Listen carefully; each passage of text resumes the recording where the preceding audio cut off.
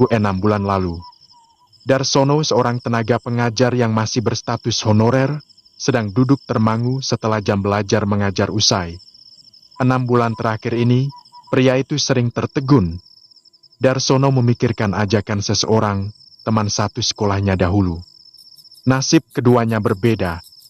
Darsono merasa heran, padahal kawannya itu hanyalah seorang pedagang makanan di rantau, lebih tepatnya di Pulau Sulawesi. Dan setiap 6 bulan sekali, kawannya itu pulang kampung. Yang membuatnya tercengang, kawannya mengajak serta anak-anak dan istrinya. Di saat itulah, keduanya reunian, membahas banyak hal. Termasuk kesulitan finansial yang membelit Darsono, adalah topik mereka setiap bertemu. Karena semenjak kecil keduanya memang kawan baik. Ti, kamu ini kok usaha warung makan saja, tapi kok setiap 6 bulan bisa pulang kampung, mengajak anak istri dan keluarga besar pula. Seperti orang liburan. Memangnya omset kamu itu berapa perharinya? 6 bulan lalu Darsono bertanya pada Suroto, teman baiknya yang sekarang sudah hidup mapan. Darsono memang tidak melihat dengan mata kepala sendiri bagaimana kesuksesan Suroto di Pulau Sulawesi. Akan tetapi, dengan kemampuan setiap per 6 bulan kembali berkunjung ke Pulau Jawa, mengajak serta orang-orang yang ingin ikut, walau hanya untuk sekedar jalan-jalan dan bisa merasakan naik kapal laut dan pesawat, tentulah sebagai bukti bahwa Suroto orang yang sukses dengan usaha warung makan yang digelutinya di pulau itu. Halah, kok bertanya begitu, Dar? Ayo ikut ke Sulawesi kalau begitu, biar kamu bisa merinci sendiri. Suroto menjawab dengan candaan, sembari mencicipi kopi buatan istri sahabatnya itu. Memang setiap pulang ke Jawa, Suroto selalu mengunjungi rumah Darsono. Darsono pun mengulum senyum, padahal dirinya bukan bercanda, tapi kepo berat. Namun, bukan iri atas pencapaian sang sahabat. Terkadang lewat berbincang-bincang ringan, kesuksesan itu bisa menghampiri kita. Seperti saat itu, Darsono pun mencari tips dan trik dari sahabatnya. Makan saja susah kok mau ikut kamu jalan-jalan ke sana? Ti, apa yonda istriku ngamuk? Darsono menimpali ucapan kawannya tadi, sembari mencicipi kopi di teras rumah. Keduanya duduk berbincang mengalir natural. Suroto menyentuh pundak sahabatnya, dirinya pun turut prihatin. Darsono tidak memiliki apa-apa, terkecuali sawah satu kedok 10 kali 30. Itu saja pemberian orang tuanya, rumahnya masih berdinding bambu. Sungguh miris, jauh tertinggal dengan rumah-rumah di sebelahnya, yang rata-rata merantau.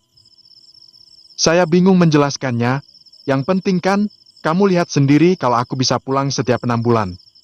Anak-anak sama istriku juga kelihatan kalau suaminya ini orang sukses. Suroto menghentikan ucapan yang sejenak, lalu melihat Darsono yang terkekeh atas ucapannya yang dirasakan menyindir. Lo, anak istri itu kan, cermin kesuksesan suaminya toh. Kalau kamu mau, ayo ikut. Tidak perlu mikir tiket, pulang pergi tak belikan. Imbus Suroto mematahkan anggapan sahabatnya hanyalah sebuah candaan. Darsono membalas tatapan kawannya, lalu kembali melontarkan ujian. Kue hebat.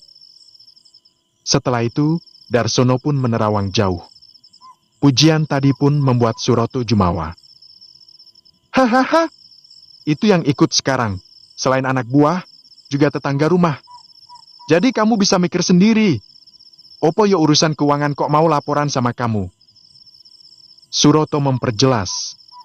Memang 6 bulan lalu pria itu pulang berombongan. Bukan hanya para karyawannya saja. Akan tetapi tetangga sebelah rumah yang ingin ikut serta. Semua diajaknya, bersama-sama naik kapal laut sekalian untuk liburan itu katanya. Hahaha, ya, bukan begitu. Aku ini minta tips, supaya tidak susah begini. Haf, mosok kamu tega lihat teman sebangkumu ini hidupnya susah begini terus? Melarat terus? Capek aku, Ti. Darsono mengeluh. Sungguh itu benar-benar dari parung hatinya yang terdalam. Suroto mengisut hingga duduknya merapat dengan kawannya itu. Kemudian, kembali disentuhnya pundak Darsono. Bertanya berarti berniat. Jika aku menjawab, berarti kamu harus ikut. Terdengar penuh penekanan ucapan Suroto tadi. Darsono menatap lekat wajah Suroto. Dirinya belum tahu apa maksud ucapan tadi. Maksudnya piye toh? Sejenak Suroto geming, tapi ia sangat tahu sahabatnya itu. Tak ada yang perlu ditutup-tutupi jika ada yang bertanya seperti ini. Tentunya sudah jalan takdir, berarti Suroto harus menunjukkan jalannya. Seperti itulah aturannya. Ayo ikut aku ziarah. Jawaban singkat barusan masih saja belum dimengerti oleh Darsono. Ziarah? Tanyanya sembari menatap lugu. Iya, kita ziarah. Nanti setelah itu kamu akan tahu. Weso, jangan banyak bertanya. Percaya saja sama aku. Suroto menjawab kebingungan sahabatnya. Kapan? Besok? Tanya Darsono. Yo, hendak zodar. Ada hari tertentu, ndak asal bisa berangkat. Kalau yo, nanti kamu tak ajak. Kalau tidak, aku tidak mau bagi-bagi tips. Kendati pun sebenarnya aku itu tidak tega lihat kamu melarat begini. Wong rumah kiri kanan sudah jadi tembok, dindingmu masih gedek bambu begini. Darsono justru mendapatkan cibiran di akhir kalimat Suroto. Pembicaraan saat itu pun menguap begitu saja. Sebenarnya, jika besok tentulah Darsono bisa, karena ia tidak punya tugas mengajar. Jarak ziarah dari tempat mereka tinggal cukup jauh. Sementara dirinya harus mengisi mata pelajaran dan juga mengambil beberapa les yang sudah terlanjur disepakatinya. 6 bulan terasa begitu cepat.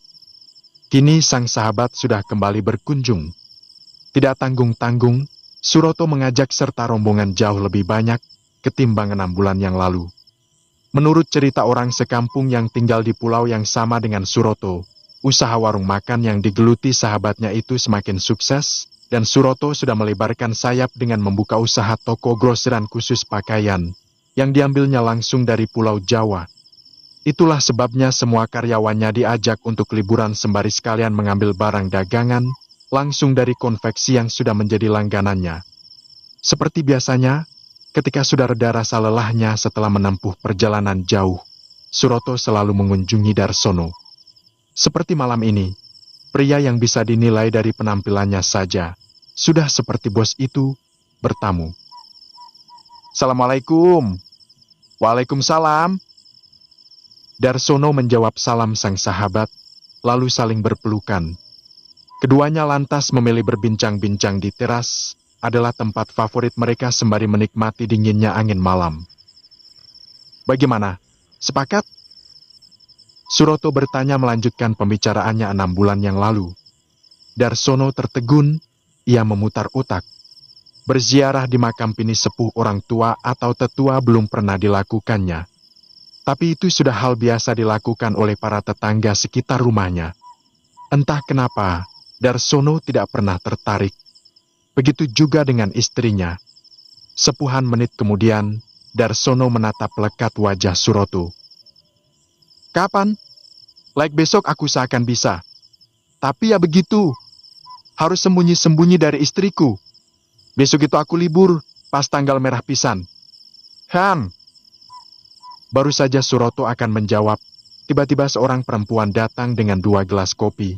Dengan terpaksa Suroto hanya menggumam tadi. Silakan diminum, Kang Ti, mumpung masih panas. Terima kasih, Mbak Mar.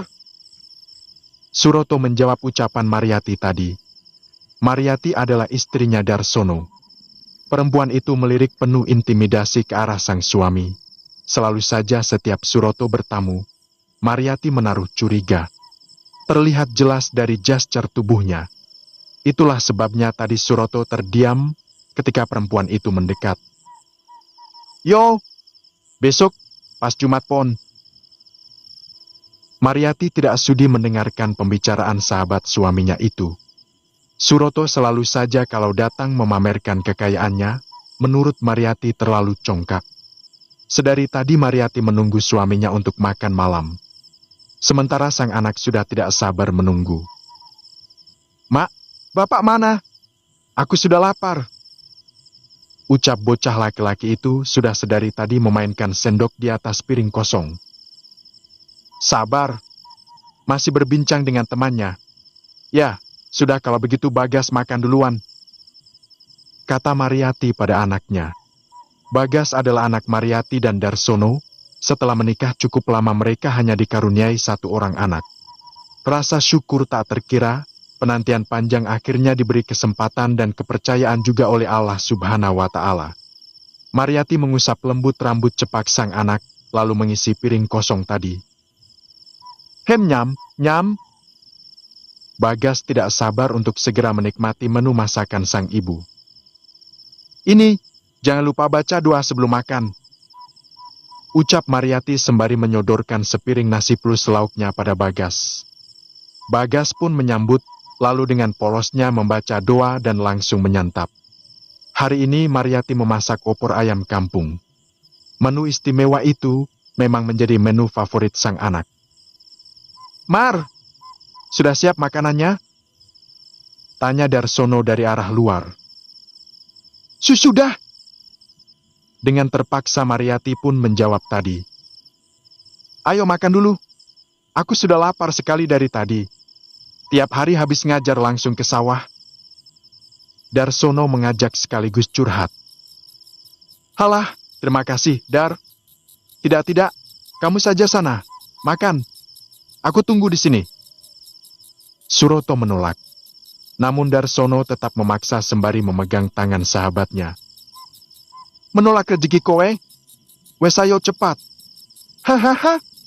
Matur nuwun kalau begitu. Kebetulan aku juga lapar. Sambut Suroto disertai kekeh tawa bersamaan. Mariati langsung mengisut mengambil satu piring lagi untuk tamunya. Silakan. Ucapannya sembari menyodorkan piring. Terima kasih Mbak Mar. Sambut Suroto, lalu memindahkan menu yang menggoda selera makannya. Dengan ramahnya, Darsono pun menjamu sahabatnya. Silakan. Itu ada tempe goreng sama iwak wader. Pasti kamu bosan makan ayam. Hahaha. Kalau di rumah bosan, tapi kalau tidak ikut beli, yo tetap doyan. Jawab Darsono yang sudah tidak sabar untuk segera mengambil sajian di depannya. Suroto makan dengan lahapnya, bahkan saking lahapnya nampak seperti orang kelaparan. Selama di meja makan, tak ada pembicaraan. Mariati mengusap dada, menatap aneh ke arah sahabat suaminya itu.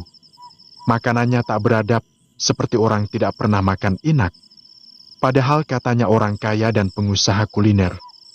Setelah selesai makan, Suroto langsung berdiri sembari mengusap perutnya yang sudah terisi penuh.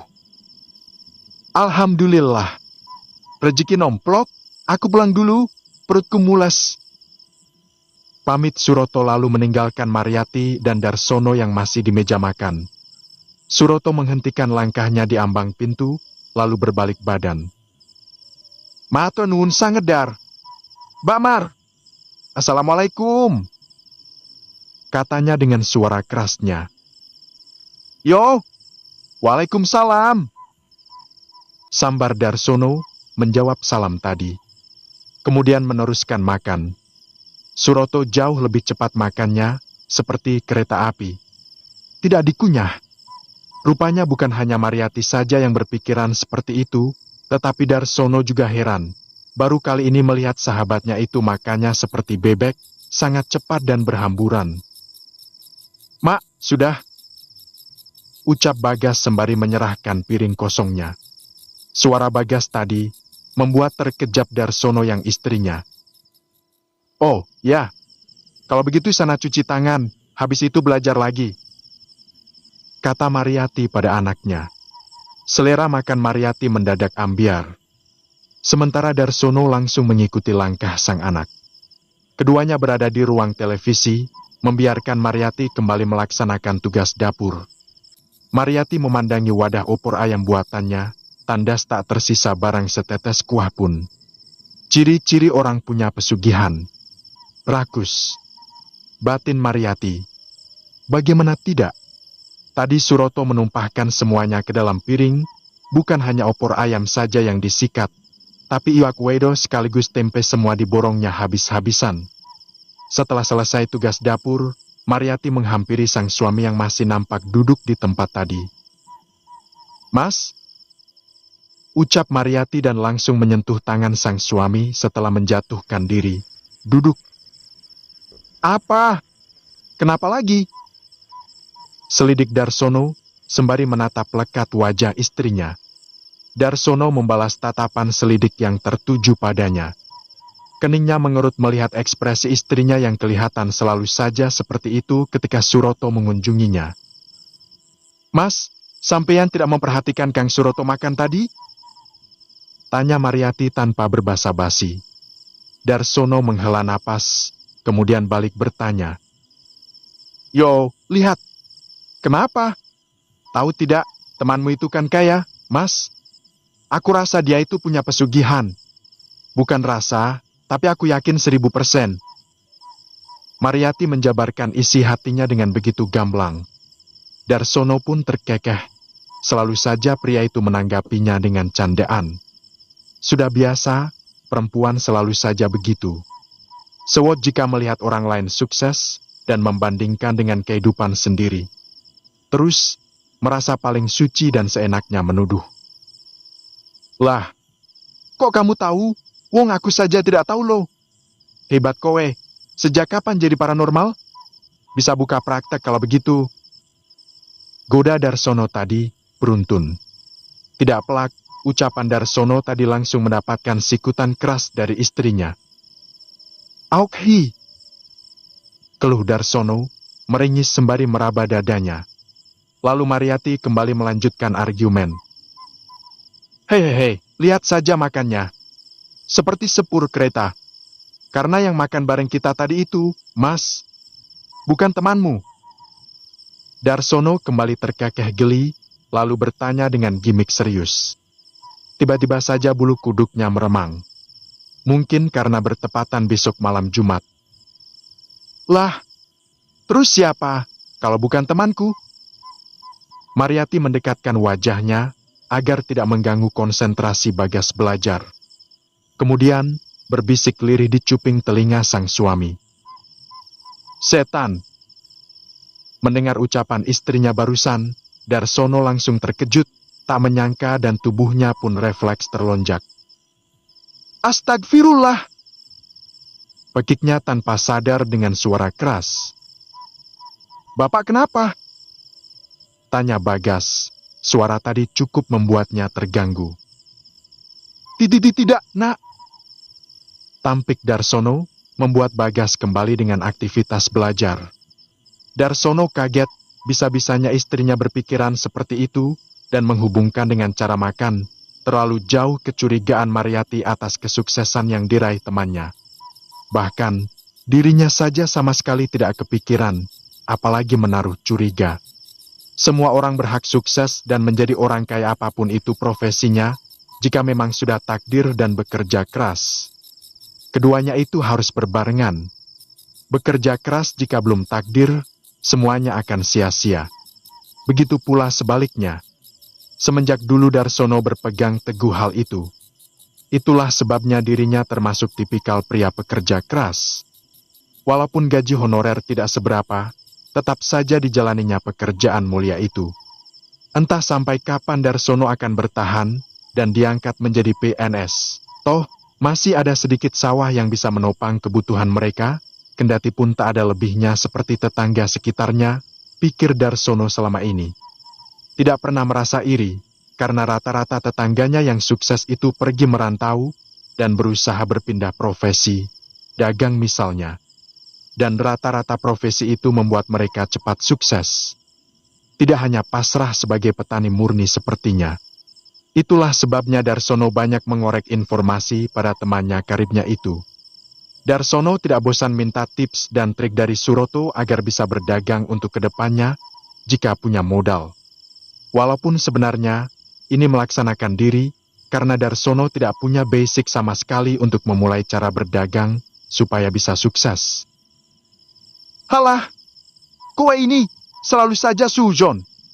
Tukang gibah," omel Darsono.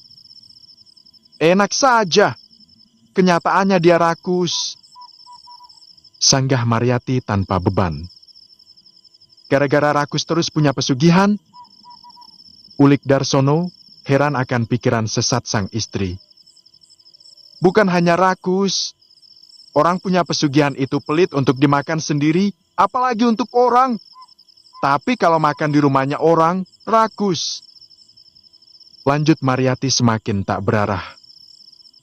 Pelit katamu? Suroto itu ngajak pulang tetangga yang bukan siapa-siapanya. Itu katamu pelit.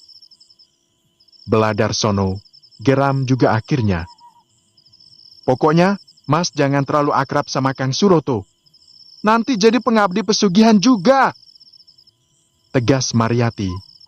Walaupun susah tak ingin tersesat dalam lingkar tipu daya setan. Apapun iming-iming yang menyilaukan matanya. Darsono mengisut, lalu memilih untuk meninggalkan sang istri. Wes, ngomongin apa ini? Tidak jelas. Aku mau tidur duluan.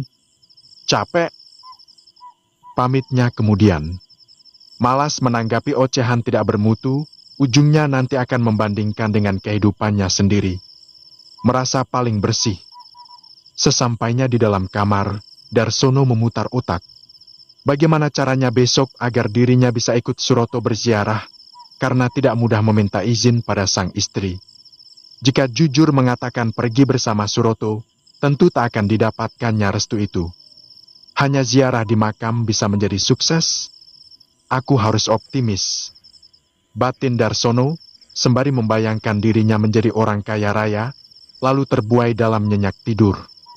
Hingga bermimpi tapi terasa begitu nyata. Bersambung.